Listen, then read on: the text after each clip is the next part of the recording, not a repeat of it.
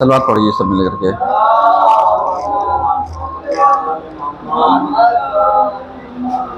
औज़ुबिल्लाहि मिनश्शैतानिर्रजीम बिस्मिल्लाहिर्रहमानिर्रहीम।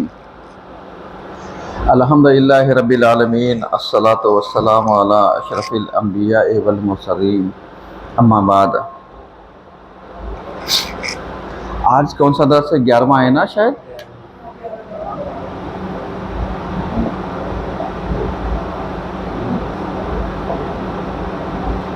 ग्यारहवां दर्स।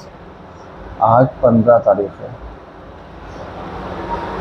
अगर आपके जहन में हो तो हमने कल जो बहस छोड़ी थी वो यही छोड़ी थी कि इमाम ने अपने नाइबीन को जो जिम्मेदारियां दी थी, बाज़ औक़ात उन जिम्मेदारियों का मुतालिया करना बहुत ज़रूरी है।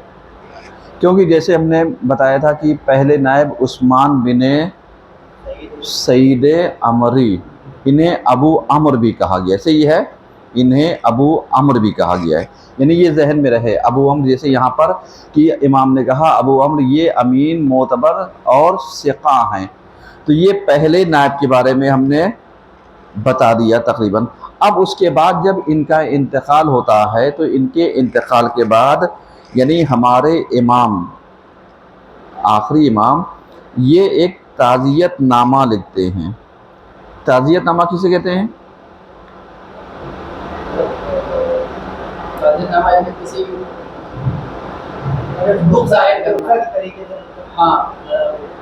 इमाम ने यानी ख़त के ज़रिए पुरसा दिया और पुरसा देने के बाद यही कहा कि अब तुम ऐ अबू जाफ़र अपने बाप की जगह पर बन जाओ, अपने बाप की जगह पर बन जाओ। ये बहुत अहम चीज़ है।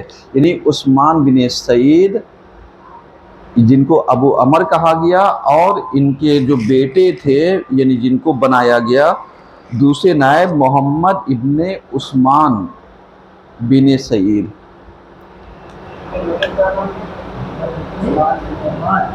जी मोहम्मद बिन उस्मान बिन सईद, जिनको अबू जाफ़र भी कहा गया है। क्या कहा गया है? अबू जाफ़र।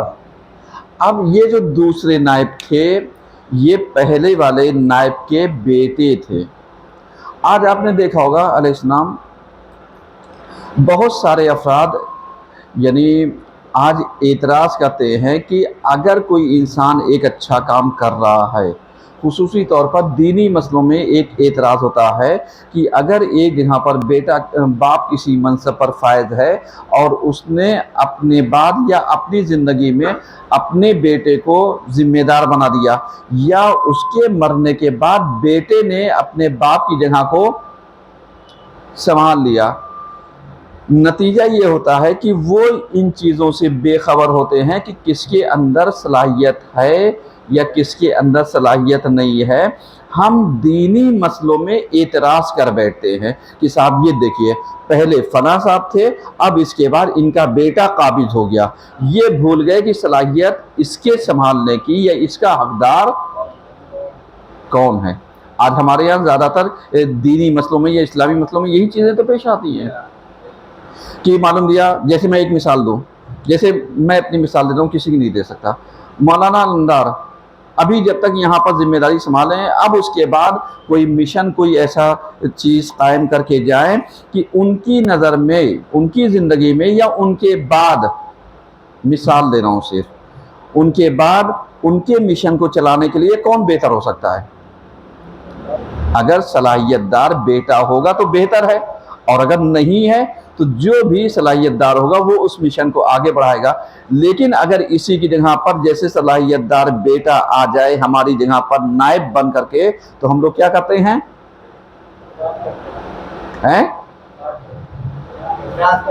यानी एतराज़ करते हैं और मिशन में रोड़े अटकाते हैं। शायद यही वजह थी कि ये मैं एक जवाब दे रहा हूँ नक़ज़ी ان افرادوں کے لیے کہ جو بہت ساری چیزوں میں یہ کہہ کے مشن کو فیل کر دیتے ہیں، ارے اب اس کے بعد ان کے بعد ان کا بیٹا آئے گا، ان کے بعد ان کا بیٹا آئے گا، ان کے بعد ان کا بیٹا آئے گا، پھر ہمیں ان کے ساتھ لگنے میں کیا فائدہ ہے؟ یعنی یہ بہت اہم چیز ہے۔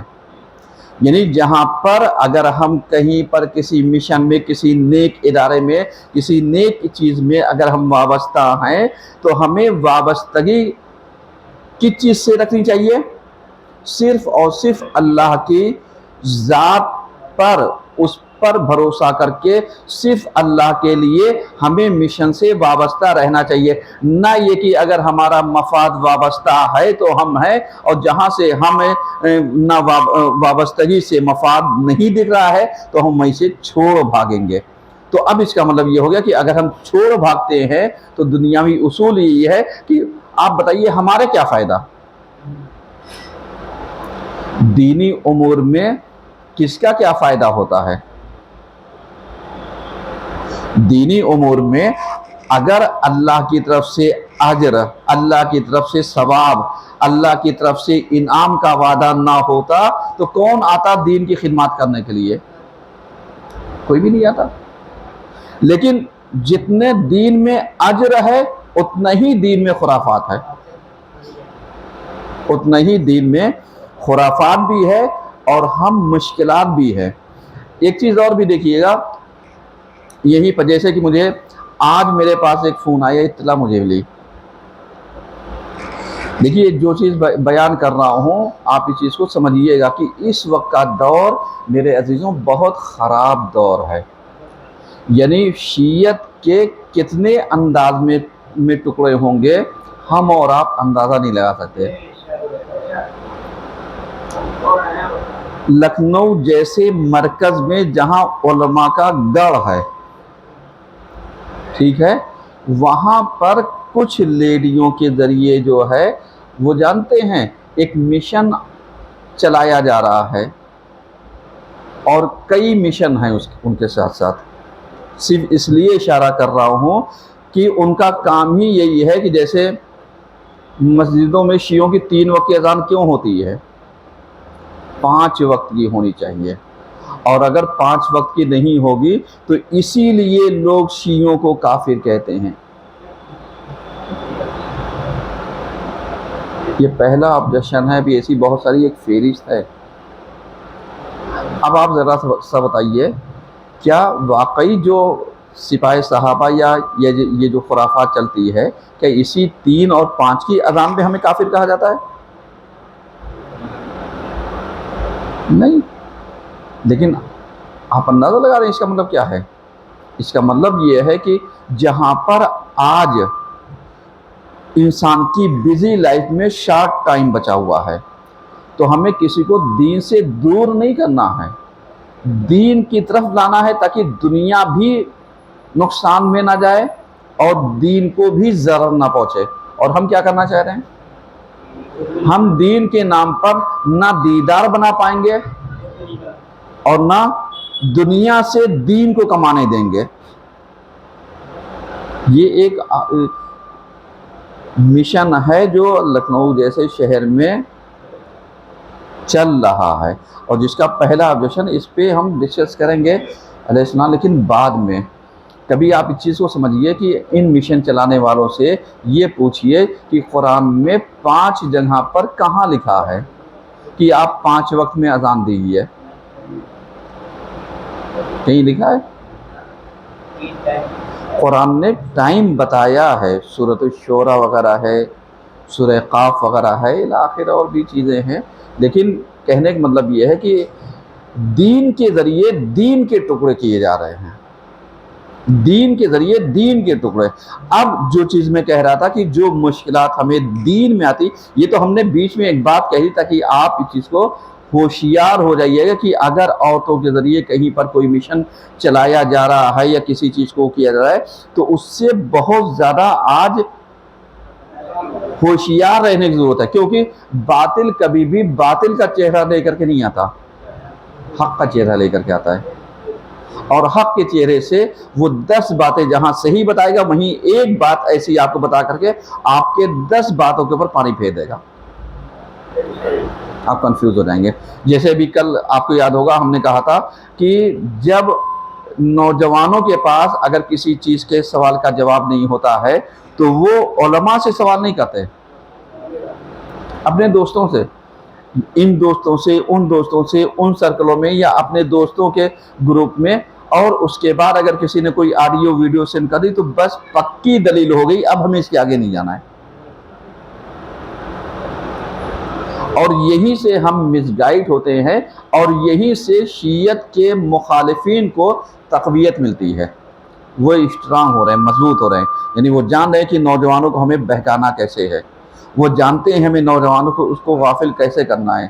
کیوں؟ اس لیے کہ دین کے نام پر، بیٹا ادھر آ جاؤ سامنے، آؤ، شاباش. دین کے نام پر یعنی ہمیں آزادی نہیں چاہیے، آزادی دین کی چاہیے، کہ مطلب دین کے ذریعے ہم دیندار بنے، اس میں آزادی ہونی چاہیے. نہ یہ کہ جو میری مرضی ہو دین میں وہ مجھے کرنا ہے، ہم کسی کے محتاج نہ ہوں. اب جس چیز کو میں عرض کر رہا تھا، یہ سب باتیں میں کل کی دہرا رہا ہوں تاکہ آپ اس چیز کے ذریعے ان میسیجز کو سمجھیے گا جو ان دروس کے ذریعے ہم پہنچانا چاہتے ہیں، دینا چاہتے ہیں، تاکہ اس سدباب کیا جا سکے ان نوجوانوں کے لیے کہ جو لوگوں کے اعتراضات اور آبجیکشن یا غلط نظریے کی وجہ سے کنفیوز ہو جاتے ہیں، یا غلط نظریے کے ذریعے سے وہ ڈاؤٹ فل ہو جاتے ہیں. اور نتیجہ یہ ہوتا ہے کہ جب تک ان کا ڈاؤٹ کلیئر نہیں ہو سکتا تب تک وہ گمراہ کے گمراہ ہی رہیں گے اور دوسروں کو بھی گمراہ کہتے رہیں گے. جیسے ایک مثال ہمارے یہاں جیسے اخباریت کی، مولا علی کا 10واں اور عید کے دن کا ماتم، بہت سارے لوگ کنفیوز کرتے ہیں. اب آپ مراجع اعظام سے پوچھئے کیا عید کی نماز پڑھ کر کے ہم مولا علی کے اوپر گریہ کر سکتے ہیں؟ کہیں گے بالکل کر سکتے ہیں، بالکل گریہ کر سکتے ہیں، بالکل آپ رو سکتے ہیں. اب اسی کو آپ ذرا سا سوال پلٹیے، کیا ہم عید نہ منا کر کے ہم اس دن کو 10واں امام علی کا منا سکتے ہیں؟ کتنا فرق ہے دونوں سوال میں؟ اب آپ بتائیے. ایسے ہی مس گائیڈ کیا جاتا ہے، کہا دیکھیے صاحب ماتم کرنے سے منع کر دیا، رونے سے منع کر دیا. بھیا عید کے دن عید مناؤ اور جاؤ، 10ویں کے نام پر نہیں، ہمیں حسین پہ، ہمیں علی پہ ماتم کر لو. نہ یہ کہ عید کی جگہ پر لا کر کے 10ویں کو رکھ دو. یہ کیا ہے؟ یہ گمراہی کا ایک باب ہے. جیسے آپ نے دیکھا ہوگا پاکستان کے ایک ذاکر تھے جنہوں نے اپنی مجلس میں کہا کہ میرے پاس عراق سے اور ایران کی اور ان کا فتویٰ ہے، اور جو چاہتا ہے کہ کیا عید کے دن ماتم کیا جا سکتا ہے، نہیں کیا جا سکتا. کون مراجع ہے جو منع کرے گا نہیں کیا جا سکتا؟ لیکن آپ ان سے اگر یہ پوچھتے کہ ہم عید کے دن روزے عید نہ منا کر کے کیا ہم پہلے امام کا 10واں منا سکتے ہیں؟ دونوں میں فرق ہے. ہاں بس اسلام ایسے ہی ہے کہ جہاں پر ذرا سی چیز کھانے پینے میں، جیسے آپ بتائیے شراب کس سے بنتی ہے؟ مہوے سے، انگور سے، گنے سے، سیب سے، صحیح ہے، فروٹ وغیرہ سے. جو کا پانی اس کو ابال کر کے اس کے پانی سے شراب بنتی ہے، صحیح ہے. اب کہیں صاحب سیب کھا سکتے ہیں، شراب کیوں نہیں کر سکتے؟ انگور کھا سکتے ہیں، انگور کا پانی کیوں نہیں پی سکتے؟ اب پانی پینا کون سا؟ جو آگ پر پکایا گیا ہو. اب ویسے جوس نکالیے پی لیجئے، لیکن وہی اب آپ کے یہ صاحب یہ کون سی بات ہوتی ہے کہ سیب کھانا جائز ہو اس کا پانی ہم نہیں پی سکتے؟ سمجھ رہے ہو نا کتنا فرق ہے؟ اسلام ایسے ہی ہے، ذرا سی چیزوں کے اس پر حلال بھی ہو جاتی ہے، ذرا سی چیزوں پر حرام بھی ہو جاتی ہے. ذرا سی چیزوں میں یعنی سود ہو جاتا ہے، ذرا سی چیزوں میں منافع ہو جاتا ہے. یہ سب چیزیں یعنی ہمیں ایک دم کیا ہونی چاہیے؟ کلیئر ہونی چاہیے. اور ہم کنفیوز یہیں سے ہوتے ہیں. روک دیجیے، تھوڑا اذان ہو رہی ہے.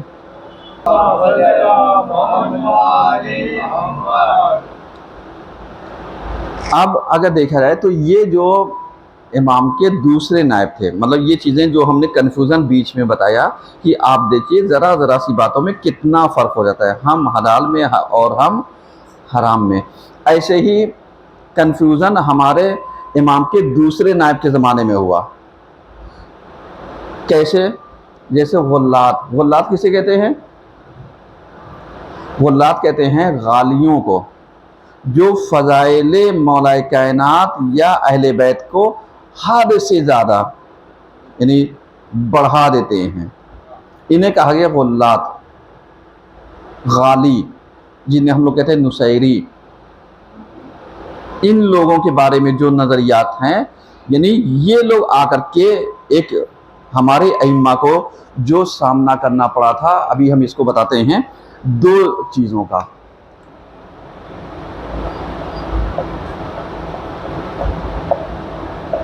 ائمہ کے سامنے 2 چیزیں تھیں، ایک اسرائیلیات کا سامنا، دوسرے غلات یعنی جو غالی وغیرہ تھے، نصیری وغیرہ تھے، ان دونوں کا. یعنی ایک طرف لوگ حدیثوں کو گڑھ کر کے صحیح حدیثوں میں غلط حدیثوں کو مکس کر رہے تھے، اور غلط حدیثوں میں صحیح حدیثوں کو فیڈ کر رہے تھے. صحیح ہے. اور اس کے بعد جو دوسرا سامنا تھا وہ یہ غالیوں کا تھا کہ مطلب حد سے زیادہ. اور تیسری جو مشکلات تھی وہ یہی تھی کہ جو اس وقت کی حکومتیں پائی جاتی تھیں یہ دشمن عناصر تھیں، یعنی جن کا مقصد ہی یہی تھا کہ اہل بیت ان کے چاہنے والوں کو کیا کیا جائے؟ شکنجہ کیا جائے، ان کو تکالیفیں دی جائے، ان کو مشکلات میں ڈالا جائے، یعنی ان کو آزادی نہ دی جائے. اب اس کے بعد جب امام نے یعنی ان کو محمد ابن عثمان بن سعید یعنی ابو جعفر کو جب منسوب کیا ہے کہ یہ میری طرف سے یہ رہیں گے، اور یہ تقریباً جو امام کے نائب ہوئے ہیں 40 سال تک انہوں نے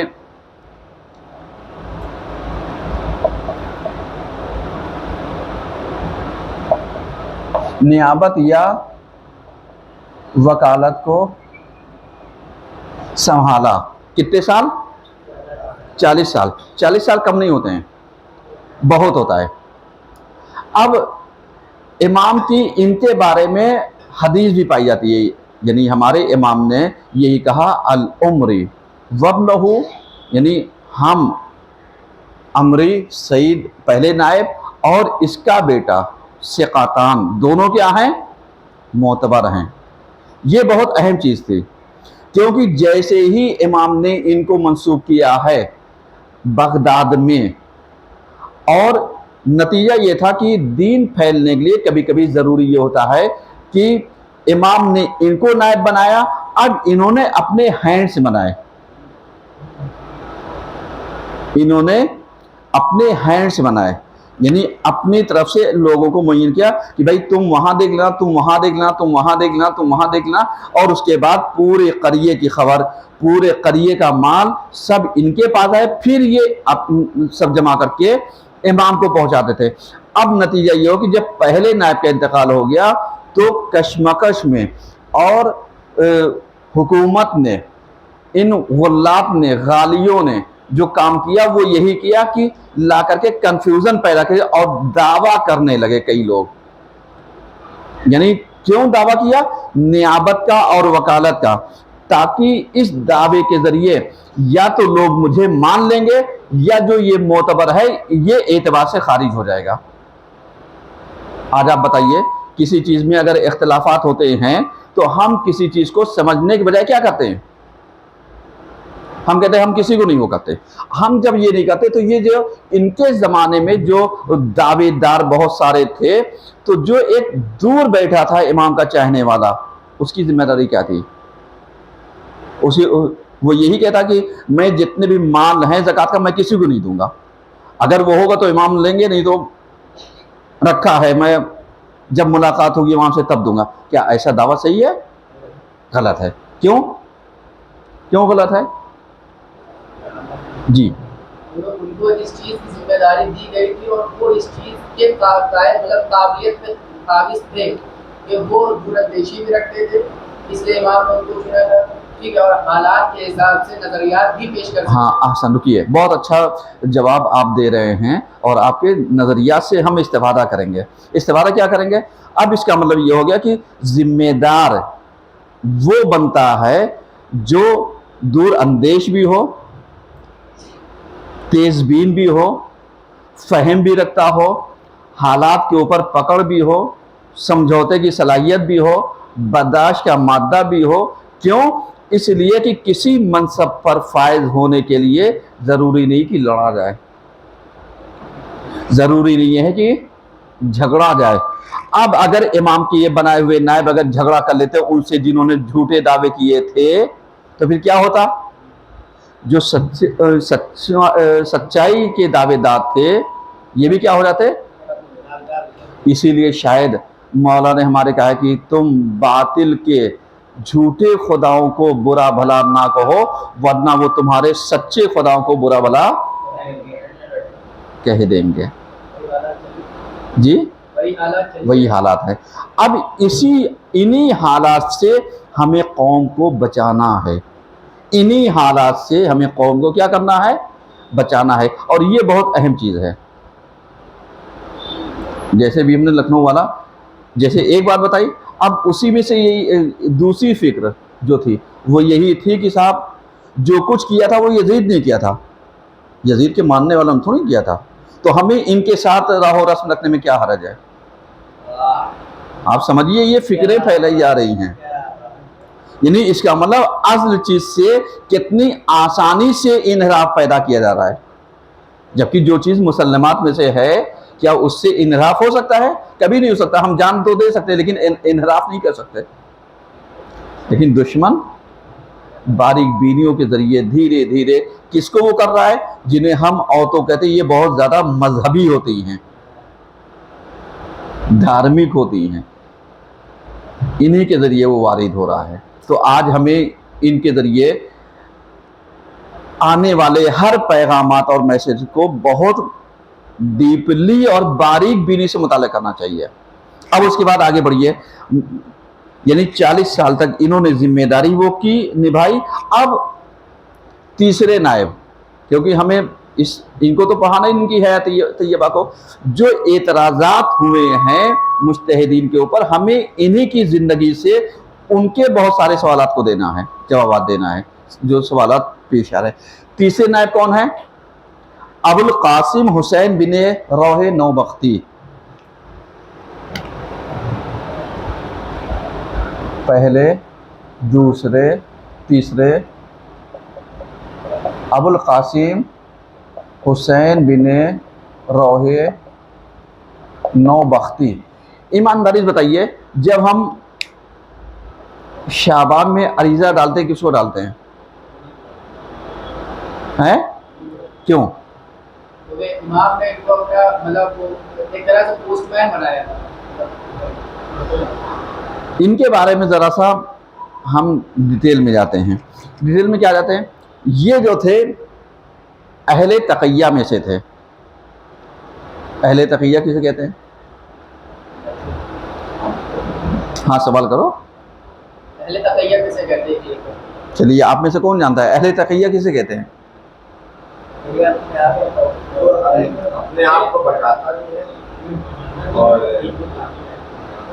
تقیہ دیکھیے اس کے ماننے والے سب سے پہلے جی بچنا جو تقیہ جس کے بعد ہوتا ہے وہ بچتا بھی بچاتا بھی ہے، اس کے جو ماننے والے وہ اہل تقیہ.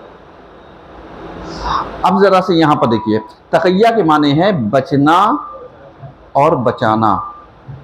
ہم بچیں گے تاکہ دین بچا رہے، لیکن اگر دین خطرے میں ہو تو پھر تقیہ حرام ہے. صحیح ہے.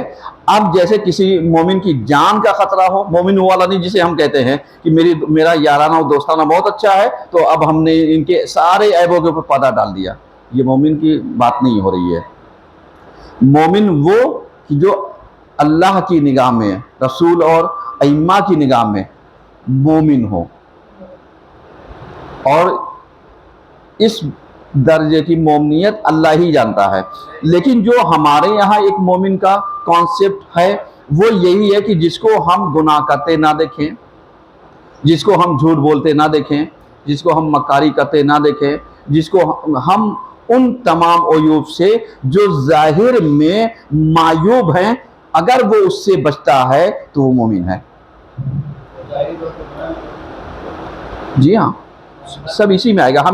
ہم بہت ڈیپ میں نہیں جا رہے، ہم کم لفظوں میں زیادہ بات کہنا چاہ رہے ہیں، اور بقیہ اگر آپ کہیں تو ہم اس کو ہی پڑھا دیں، لیکن ہم نہیں۔ لیکن ذرا سا آپ اس چیز کو سمجھیے کہ یہ جو تھے اہل تقیہ تھے،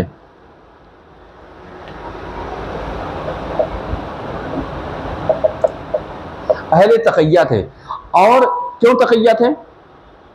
کیونکہ یعنی جو ان کے بارے میں جتنی بھی چیزیں پیش کی جاتی ہیں، وہ جانتے کیا تھا؟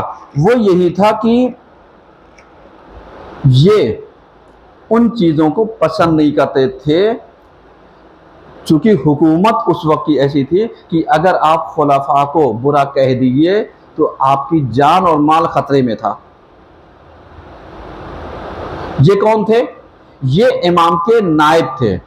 اب اگر یہ ان چیزوں کی رعایت نہ کرتے تو ان کا سلسلہ امامت سے جو جڑا ہوا تھا وہ کیا ہو جاتا؟ ٹوٹ جاتا۔ تو اس چیز کو بچانے کے لیے انہوں نے کیا کیا تھا؟ تقیہ اختیار کر رکھا تھا، کیونکہ یہ بادشاہوں کے درباروں میں بھی آیا جایا کرتے تھے۔ جی یہ دونوں کہلائے جائیں گے، اسی لیے ہم نے نیابت یا وکالت دونوں کہا ہے، چونکہ نیابت کا لفظ ہمارے اردو کے لیے ہے اور وکالت کا لفظ عربی کے لیے ہے، تاکہ جو ایک لفظوں پر ہیرا پھیری ہوتی ہے ان لفظوں کو ذرا سا سمجھیے گا۔ ہاں انہی لفظوں کو سمجھیے گا، کیونکہ جو تقلید کے خلاف ہیں وہ بآسانی انہی الفاظوں میں آپ کو پھنسائیں گے، اور جب انہی الفاظوں میں آپ کو پھنسائیں گے تو نتیجہ یہ ہوگا کہ آپ جب جواب نہیں دے پائیں گے، کہیں گے یا تو جواب دے کر کے یا ہم جیسے ہو جاؤ۔ ان کا دور خلیفہ بنی عباس کا دور تھا، اور جب ایسے اس میں وہ تھے تو اس وقت حامد ابن عباس کی جو اس وقت کا وزیر تھا، اس نے ان کو 4 سال قید میں ڈال دیا، یعنی 312 سے لے کر کے 317 تک کتنے سال ہو گئے؟ 5 سال۔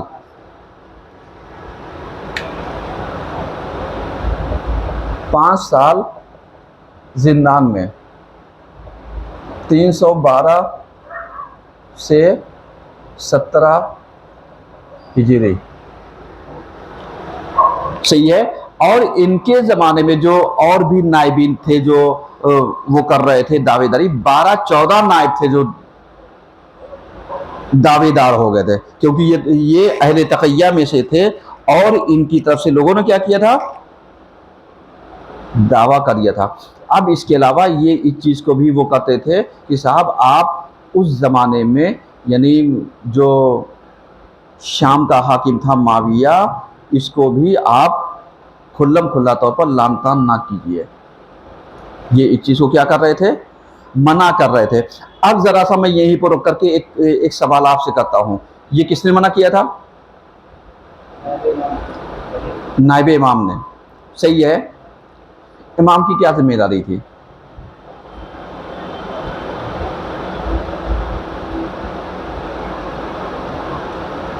بولو ذرا سا سوال، امام کی کیا ذمہ داری تھی؟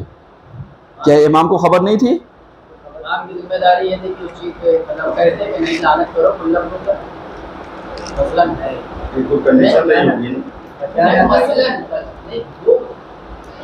آسان، یعنی تم بولو ذرا سا تو تبھی کلیئرٹی ہوگی۔ کیوں؟